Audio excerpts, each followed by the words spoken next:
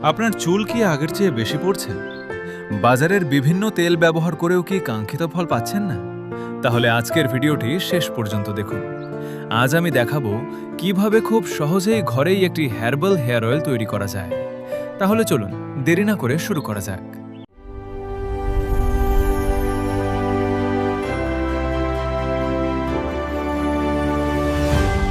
এই herbal hair oil তৈরির জন্য আমাদের যা যা লাগবে: খাঁটি নারকেল তেল, পেঁয়াজ কুচি, লবঙ্গ, মেথি, কালো জিরা, আমলক্ষী। এই কয়েকটি সহজ উপকরণ দিয়েই ঘরেই তৈরি করা যায় একটি হার্বাল হেয়ার অয়েল। এবার চলুন দেখে নেওয়া যাক এটি তৈরির সম্পূর্ণ প্রক্রিয়া। প্রথমে একটি পরিষ্কার কড়াইয়ে পরিমাণ মতো পানি নেব। এরপর একে একে পেঁয়াজ কুচি, লবঙ্গ, মেথি, কালো জিরা এবং আমলক্ষী দিয়ে দেব।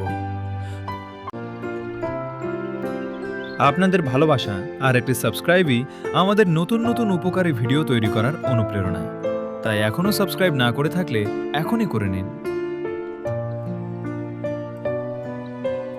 সব উপকরণ দেওয়া হয়ে গেলে নারিকেল তেল ঢেলে দেব। এবার মাঝারি আঁচে মিশ্রণটি জাল দিতে থাকব। ধীরে ধীরে পানির অংশ শুকিয়ে যেতে থাকবে আর উপকরণগুলোর নির্যাস তেলের সঙ্গে ভালোভাবে মিশে যাবে। মাঝে মাঝে হালকাভাবে নেড়ে দেব যাতে কোনো উপকরণ কড়াইয়ের তলায় লেগে না যায়। যখন দেখবেন পানির অংশ পুরোপুরি শুকিয়ে গেছে এবং তেলের রং সুন্দর সোনালি হয়ে এসেছে, তখন চুলা বন্ধ করে দেব।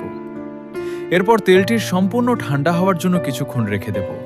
ঠান্ডা হয়ে গেলে একটি পরিষ্কার ছাঁকনির সাহায্যে তেলটি ছেঁকে একটি পরিষ্কার ও শুকনো কাঁচের বোতলে সংরক্ষণ করব। ব্যাস, খুব সহজেই তৈরি হয়ে গেল আমাদের ঘরোয়া হার্বাল হেয়ার অয়েল। একটি ছোট্ট অনুরোধ, আপনি যদি এখনও আমাদের চ্যানেলটি সাবস্ক্রাইব না করে থাকেন তাহলে এখনই সাবস্ক্রাইব করে নিন, কারণ সামনে এমন আরও অনেক উপকারী ভিডিও নিয়ে আমরা হাজির হব ইনশাআল্লাহ।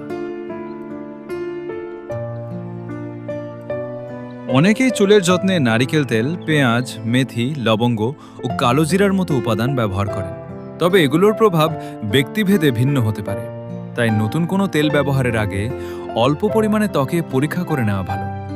ভিডিওটি যদি আপনার ভালো লেগে থাকে তাহলে একটি লাইক দিন, কমেন্ট করে আপনার মতামত জানান। আর এমন আরও উপকারী ভিডিও পেতে আমাদের চ্যানেলটি সাবস্ক্রাইব করুন।